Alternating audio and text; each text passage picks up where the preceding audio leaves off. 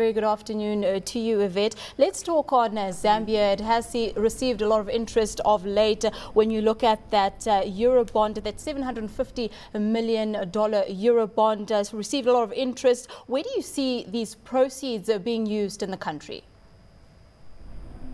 So we have indeed seen quite remarkable interest in Zambia, particularly as it debuted in the Eurobond scene with its $750 million that it raised on international capital markets just not a long while ago at quite remarkable yields, as it was heavily oversubscribed and it was placed at a considerably favourable rate for the government. So these proceeds are imminent in terms of the government receiving those flows. The $750 million has been allocated to a significant rise in infrastructural spend by the government. So under the 2012 budget, they had already anticipated about $1 billion in infrastructural spend, and that includes investment in the Kafue Lower Gorge in electricity production program, as well as considerable investment in roads. The Minister of Finance has even said thereafter that they aim to increase their expenditure on infrastructure to $5 billion over the medium term. Considering that Zambia has relatively low levels of public debt, they obviously do have some room to continue expanding their fiscal deficit. We would, however, remain cautious that needs to be done in a sustainable way. But the proceeds from this Eurobond are likely largely to be allocated to the infrastructure projects that they had identified in the 2012 budget. We also had Zambia releasing the results of the T-bill auctions. Talk us through some of the kind of yields that came through there, and what kind of impact could we see going forward on the local currency?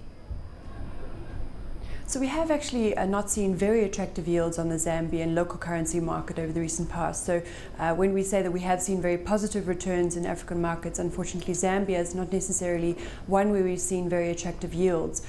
Even at the previous auction we saw the 91-day at 7.5%, inflation at 6.4%, and on the bond side we saw that in August the yields came off somewhat from where they'd been previously, and we continue to see a lack of promising return in that local currency fixed income market.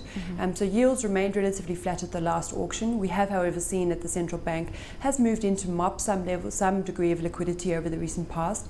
They've done so through open market operations, so reverse repos, and they've seen actually quite attractive yields on those reverse repos. So the overnight has, as a result, been increasing, and the levels of liquidity in the domestic commercial banking sector have reduced somewhat.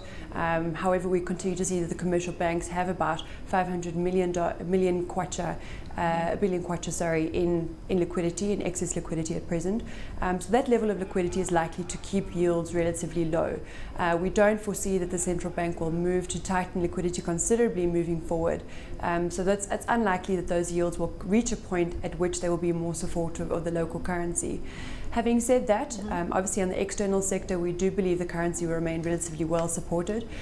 We've obviously seen copper prices increase to above levels of $8,000 as of late, on the back of obviously quantitative easing and the belief that the support measures by European markets, and to some extent also by the US, will see global growth remain relatively well supported by these measures. So in terms of the export proceeds, that will be beneficial. On the financial account, we've obviously had continued foreign direct investment flows into the mining sector.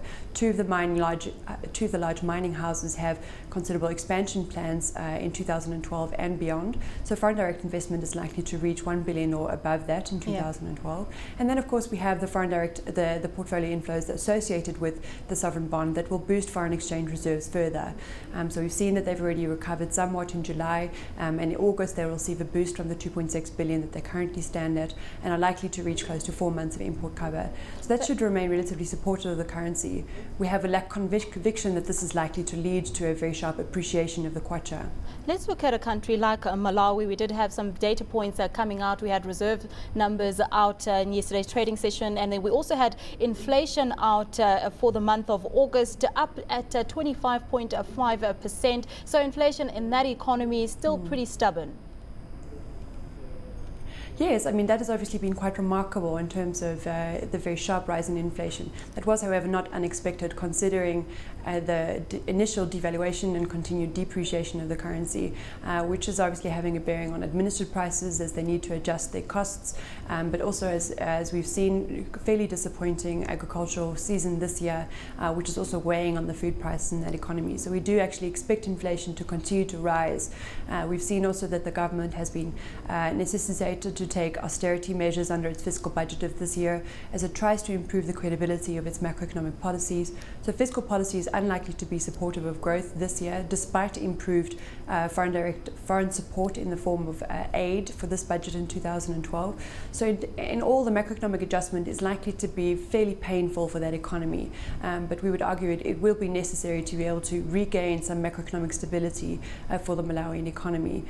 So in terms of the kwacha, we have seen it depreciate to levels close to 300 against the US dollar, and we are actually looking for that to depreciate further against the US dollar in light of the unfavorable external sector developments, in that the current account is likely to grow, and that's not likely to be well financed in the form of foreign direct investment flows and or capital transfers by foreign support in the form of aid. So in all, the foreign exchange reserves are likely to remain under pressure. We did indeed see that they remained fairly stable this week at $180 million. That is obviously very dismal, considering that it's less than a month of import cover. And as I mentioned, we did see a very poor agricultural season, and that will undermine tobacco revenues, which is a very important export proceed source for the Malawian economy. Yvette, I just quickly wanted to touch on the Angolan economy. We know that the central bank has postponed its MPC meeting for later on this month. What kind of what are you seeing the central bank doing at that meeting? So they did introduce a new monetary policy framework not that very long ago, in which they introduced a reference rate from previous monetary aggregate targets. So they do announce a policy rate at these monthly MPC meetings. They have kept it on hold for consecutive months, and have actually only adjusted it once since its introduction in late 2011, reducing it by 25 basis points. The ambition of the central bank is to keep inflation at levels below 10%. Inflation actually has reached single digits for the first time in, I would argue, in the history of Angola, or at least in the past 10 years. So inflation is currently at around 9.9%. That's unlikely to bolster the BNA's confidence in terms of the ability to cut rates at the present moment. Its main monetary policy anchor is, however, the exchange rate against the US dollar, and we've seen that the kwanza has been relatively stable against the US dollar, and that's likely to remain the case in order to reduce the costs, or at least stabilize the costs of imported goods. So that will remain the critical point for the central bank, and its ability to do so has been bolstered by the continued growth in foreign exchange reserves in that economy. So we expect that they will be able to keep that currency on its current trajectory. Well, thanks, Yvette. That was Yvette Babb. She's the Africa Research Strategist at Standard Bank.